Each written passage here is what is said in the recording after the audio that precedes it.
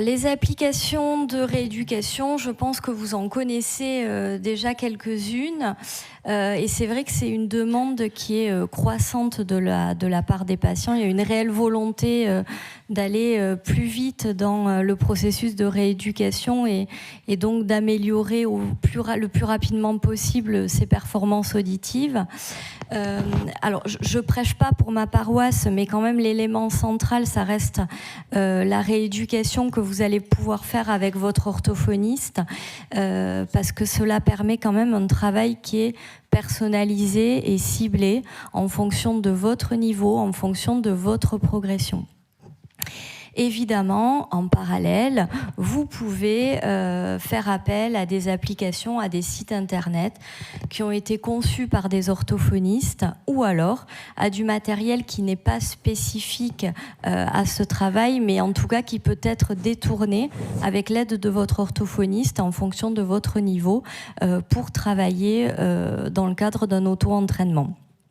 Donc, on va parler d'abord des applications ou des sites qui ont été conçus par les orthophonistes. Le premier site, c'est celui qui a été créé par l'IFIC il y a quelques années, où vous avez vraiment différents domaines d'intervention, hein, vous les voyez juste ici, sous différents formats, donc pour rendre les choses un peu plus ludiques, et avec différents niveaux de difficulté.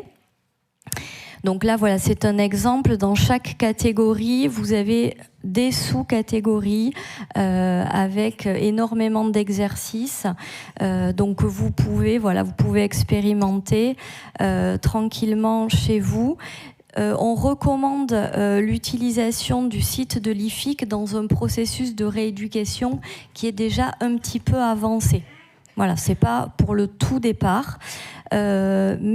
Mais depuis quelques années, donc ça c'est assez récent, ils ont développé le kit pour débuter. Donc là effectivement vous pouvez quelques jours, quelques semaines après l'activation des électrodes commencer par ce travail-là et donc retrouver potentiellement des exercices que vous faites déjà avec votre orthophoniste. Mais comme faire des listes sur le nom des légumes, enfin des choses comme ça, assez basiques, mais finalement qui sont assez intéressantes parce que le biais avec l'orthophoniste, ça reste quand même que vous avez qu'un seul interlocuteur, que vous êtes dans une situation de dialogue en face à face. Là, ça vous permet de travailler via un support informatisé, donc avec un niveau déjà de complexité qui est un petit peu supérieur. Donc sur le site, vous pouvez également retrouver des petits conseils. Donc ça, c'est des petites choses un petit peu basiques, mais on n'y pense pas forcément. Évidemment, trouver le moment de la journée qui vous est le plus favorable, qui est le plus adapté, le moment de la journée où vous êtes le plus en forme. Déterminer selon vous et avec l'orthophoniste, pourquoi pas le rythme qui au départ est le plus adapté. On sait qu'au début de la rééducation, et je pense que vous l'avez aussi expérimenté, le travail est très intensif, très fatigant. Donc toujours commencer par des durées un peu moins importantes. Pourquoi pas faire tous les jours 15 minutes et puis essayer d'augmenter petit à petit. Vous installer évidemment dans un environnement calme. Après, donc ça c'est valable au début. Si vous voulez un petit peu pimenter les choses, vous pouvez quand même essayer petit à petit d'introduire du bruit. Vous laissez la télé allumée, vous mettez la radio en même temps que vous faites vos exercices. Ça permet quand même de travailler avec un peu plus d'intensité et donc de travailler dans une atmosphère qui est finalement un peu plus proche de ce qu'on connaît dans le quotidien. De choisir un matériel audio de bonne qualité, évidemment, et de travailler dans différentes situations d'écoute. Donc là, on pense aux différents réglages que vous pouvez avoir sur vos prothèses ou vos implants, vos processeurs. Autre site, application, c'est ce qui a été développé par Phonak et AB, Hearing Success. Vous avez deux matériels. Alors, je précise que ce n'est pas réservé exclusivement aux patients qui sont implantés avec la marque AB. Toutes les personnes y ont accès gratuitement. Donc vous avez deux catégories. Vous avez Musical Atmosphere et Sound Success. Donc Sound Success a été développé récemment, enfin il y a quelques années, par Yannick Bellouard, qui est orthophoniste et qui travaille maintenant chez AB. Donc c'est un support qui est assez complet, qui est récent, donc assez intuitif, assez ludique. Vous avez énormément d'exercices, vous avez beaucoup de niveaux de progression, de niveaux de difficulté différents, vous avez des orateurs qui vont varier, vous pouvez travailler dans le silence, vous pouvez travailler dans le bruit, on va le détailler juste après, et puis ça s'adresse aussi bien aux patients qui sont implantés, oui, mais aux patients qui sont en essai d'appareils auditifs conventionnels et qui ont un petit peu de difficulté à supporter cette réhabilitation, donc il ne faut pas hésiter. Donc, Hearing Success permet l'entraînement en autonomie avec des modalités diverses, je l'ai dit, c'est-à-dire que vous pouvez décider de travailler seulement sur l'aspect auditif.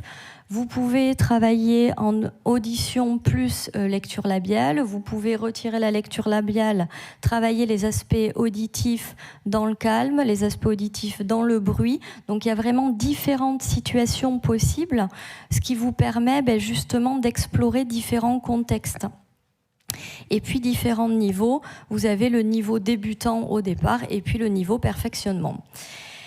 Vous avez, donc si vous êtes dans une configuration très scolaire et que vous avez envie de suivre ça assidûment, une petite grille de progression.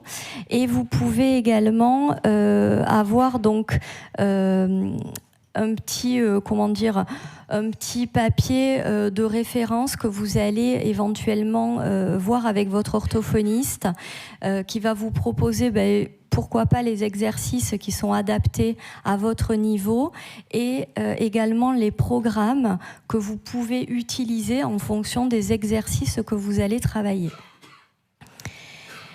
Voilà, donc ça je vous l'ai dit, en fait c'est toutes les possibilités d'orateurs que vous avez sur Sound Success. Donc vous avez des voix d'hommes, des voix de femmes qui ont chacun leur particularité, certains qui ont un débit de parole assez accéléré, d'autres un débit plutôt ralenti. Et puis voilà, là vous avez un adolescent donc qui a une voix assez grave, qui articule pas trop, qui mâche un peu ses mots. Donc voilà, avec des niveaux de difficulté différents. Et puis ici, vous pouvez choisir de travailler soit dans le calme au départ et petit à petit d'introduire du bruit. Donc vous avez du bruit de trafic à différentes intensités, léger, modéré ou intensif. Et ensuite, niveau supplémentaire, du bruit de conversation. Donc là, vous allez travailler avec des voix concurrentes, qui est quand même le niveau plutôt supérieur. Donc voilà, ça c'est un petit exemple d'exercice que vous pouvez retrouver. Donc c'est pareil, on essaie de varier au maximum, de faire varier les modalités. Donc là, vous avez un texte écrit. La personne va vous lire le texte. Donc vous allez pouvoir suivre le texte dans un même temps. Donc soit vous gardez l'image, ce qui vous permet d'avoir le soutien de la lecture labiale en plus, soit vous pouvez retirer la vidéo, ne garder que les aspects sonores, ce qui est déjà un niveau de complexité supérieur, ou alors juste lire le texte dans un premier jet, ensuite cacher le texte, réécouter l'extrait, juste l'aspect auditif. Voilà, vous pouvez vraiment, même au sein d'un exercice, vous faire différents niveaux de progression. Deuxième matériel qui a été développé donc par AB et Phonak, c'est Atmosphère musicale. Donc là, ça porte son nom. C'est vraiment pour travailler au niveau de la musique. Au niveau débutant, vous avez différents onglets ici, donc reconnaissance de la voix, reconnaissance d'un instrument, identification des paroles. Vous avez différents styles musicaux. Donc chacun peut quand même s'y retrouver un petit peu. Donc à tester. Et voilà, cette recommandation qui est importante, pas plus de 30 minutes par jour, parce que c'est vrai que ça demande quand même des capacités attentionnelles assez soutenues. On reste un peu dans le domaine de la musique. Ça, c'est un matériel qui a été développé par Medel. Toujours pareil, pas seulement destiné aux patients Medel. L'abonnement est gratuit, mais je crois qu'il est gratuit seulement la première année. Là, vous avez énormément d'exercices et il y en a 600 au total. Vous avez vraiment des progressions croissantes et c'est un site qui s'adresse pour les exercices assez basiques aux néophytes ou alors juste aux mélomanes qui ont envie de retrouver quelques sensations auditives, musicales, agréables. Mais ça s'adresse également aux musiciens qui ont des connaissances un petit peu plus poussées parce qu'il y a des exercices assez complexes. Ça, vous voyez, ça reste du basique. On vous fait entendre une mélodie, on va vous demander si elle est plutôt ascendante ou descendante. Voilà, si les sons que vous entendez sont plutôt graves, plutôt aigus. Et puis après, on va vous jouer des suites d'accords. Vous allez devoir placer sur les différentes notes qui sont jouées, si c'est très grave, si c'est dans les médiums, dont là, on passe déjà à un niveau supérieur. Et puis là, là, par exemple, moi, on m'a perdu. Je pouvais répondre à aucune question. Donc là, vous avez plusieurs notes jouées en même temps. Il fallait savoir combien. Donc vraiment, si vous êtes musicien, si vous avez fait du solfège, si vous avez joué d'un instrument, c'est le site qui est fait pour vous parce que le niveau est assez élevé. Et puis le tout dernier, le petit récent, celui-là il n'est pas encore très connu puisqu'il est sorti cette année, c'est les hôpitaux universitaires de Genève qui l'ont mis en place. Donc là c'est vraiment une application sur smartphone, donc c'est Audio Rehab qui vous permet donc de suivre un parcours d'entraînement avec différents niveaux de difficulté représentés par les petites notes de musique et de choisir des exercices en fonction de la progression, de l'étape de rééducation dans laquelle vous serez, de détecter des sons, de distinguer, d'être dans l'identification de mots, de phrases, de comprendre des textes, ou alors de travailler par thème. Voilà, ça c'est des petits exemples d'exercices que vous allez avoir. On va lancer une discussion, vous allez écouter, pouvoir réécouter l'enregistrement et répondre à des petites questions derrière, ou alors choisir un thème qui vous plaît bien, la nature, et puis voilà, vous allez avoir une série d'exercices sur ce thème-là. Il y en a plus de 150 au total, avec plusieurs voix, plusieurs rythmes de parole, et c'est quand même un matériel qui est encore qui est soumis à des recherches. Il y a encore des mémoires qui sont là-dessus et qui travaillent là-dessus, donc c'est un matériel qui va se développer très certainement dans les années à venir. Donc ça, c'est ce qui existe globalement de spécifique, qui a été conçu par des professionnels. Et on a d'autres ressources qu'on peut complètement détourner. Par exemple, les livres audio, c'est quelque chose que je recommande très très souvent au départ.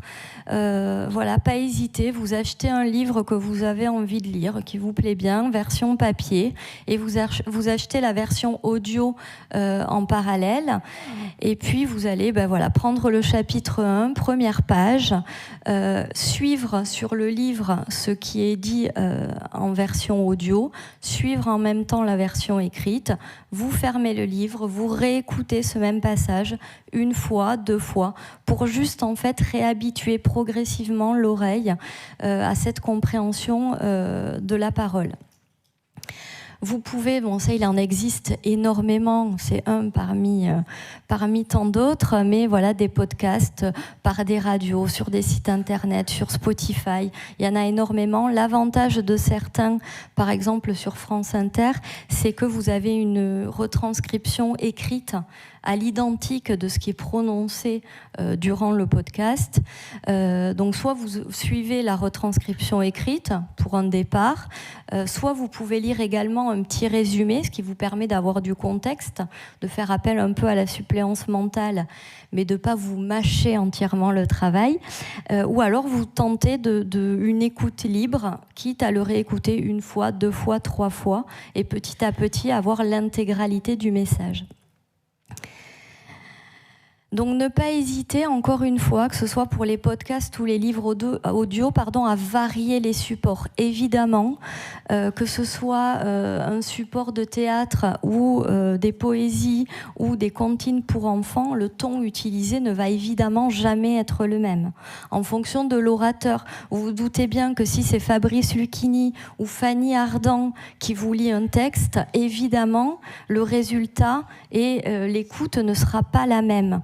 Ça va vous mettre dans des niveaux de difficulté différents. Donc pourquoi pas explorer en tout cas les différents textes littéraires, les différents orateurs également, pour encore une fois vous rapprocher le plus possible de ce qui est la vie réelle, c'est-à-dire du fait qu'en face de nous, on a des orateurs qui sont des hommes, des femmes, qui ont des débits de parole très différents. Et donc voilà, toujours rester dans l'idée qu'il faut varier le maximum possible. Merci pour votre attention.